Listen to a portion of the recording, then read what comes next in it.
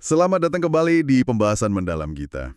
Oke, hari ini kita mau gali kisah dari sumber yang Anda bagikan nih, tentang sosok yang luar biasa, Zubair bin Awam.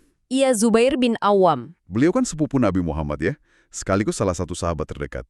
Dikenal juga sebagai Hawari, pengawal setianya gitu. Betul-betul. Nah, misi kita kali ini, kita pengen coba pahami inti keberanian sama keyakinan beliau yang legendaris itu. Gimana sih dasarnya? Tentu, sumber ini nyajiin perjalanan hidup yang penuh momen penting banget. Kita bakal fokus ke apa sih yang bikin Zubair ini istimewa, terutama yaitu keberaniannya. Yang kadang kalau dibaca di catatan ini rasanya kayak, melampaui batas manusia biasa gitu. Mari kita coba telusuri bareng-bareng deh. Oke, siap. Mari kita bedah ya. Nah, sumber Anda ini kan nyorot peran penting ibunya, Sofia binti Abdul Muthalib. Beliau ini tantenya Nabi juga kan ya? Iya betul, Tante Nabi. Disebutkan kalau Sofia ini didik Zubair keras banget. Tujuannya buat nanemin keberanian, ngilangin rasa takut, kecuali takut sama Allah. Wah, ini kayaknya fondasi karakternya ya. Tepat sekali. Pendidikan awal kayak gini krusial banget. Apalagi dia masuk Islam muda banget, umur 15 tahun. Nah, itu dia. Dan keberaniannya itu kebukti terus sepanjang hidupnya.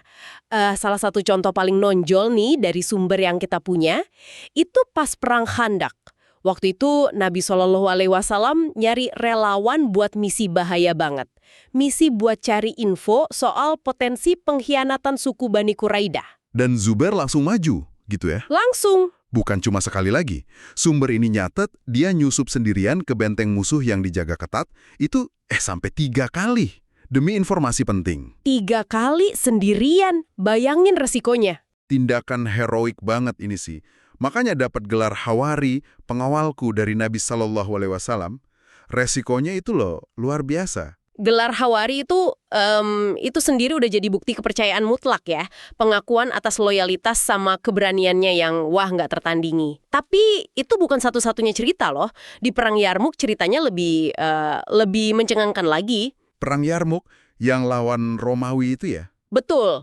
Sumber ini gambarin situasi genting banget. Sekitar 8.000 pasukan muslim harus hadepin 250.000 tentara Romawi. 250.000 lawan 8.000, aduh. Itu perbandingannya bikin merinding sih. Terus? Sumber Anda pasti punya cerita keren nih soal respon Zubair pas genting gitu. Oh, jelas.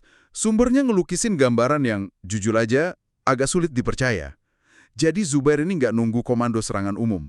Dia sendirian nyerang maju, nembus barisan raksasa pasukan Romawi itu sampai ke belakang, terus balik lagi ke barisan Muslim. Sendirian. Nembus pasukan segitu banyak. Iya, dan dia lakuin itu 2 kali. Bayangin coba, satu orang lakuin itu di tengah lautan musuh gitu. 2 kali bolak-balik. Aduh, susah ngebayanginnya. Keberanian macam apa itu? Sendirian robos gitu 2 kali pula. Tindakan yang bisa dibilang nekat tapi terukur itu, meskipun cuma dilakuin satu orang, berhasil banget ngeguncang moral pasukan Romawi yang jumlahnya masif itu. Sampai-sampai nih, menurut sumber Anda, Umar bin Khattab bilang kalau kekuatan Zubair sendirian itu setara sama 1.000 prajurit biasa. 1.000 prajurit. Luar biasa. Pantesan Ali bin Abi Thalib, seperti dikutip di sumber ya, ngegambarin dia kayak macan tutul yang nerka mangsa. Betul, perumpamaan yang pas banget. Keberanian kayak gini pasti sumbernya dari sesuatu yang dalam banget ya. Nggak mungkin cuma modal nekat aja. Yang enggak tergoyahkan, terutama pada 3 pilar utama, keesaan Allah, kebenaran risalah Nabi Muhammad SAW, sama kebenaran ajaran Islam itu sendiri. Keyakinan inilah yang bikin para sahabat kayak Zubair tuh nggak punya ragu sedikit pun, bahkan pas hadapin kematian langsung. Mereka yakin banget sama janji surga dan pahala syahid. Jadi jelas ya, ini bukan keberanian buta atau nekat tanpa perhitungan, tapi emang buah dari keyakinan spiritual yang, mendalam banget. Dan karakter yang udah ditempa dari kecil. Sungguh pelajaran menarik dari sumber-sumber ini. Betul sekali.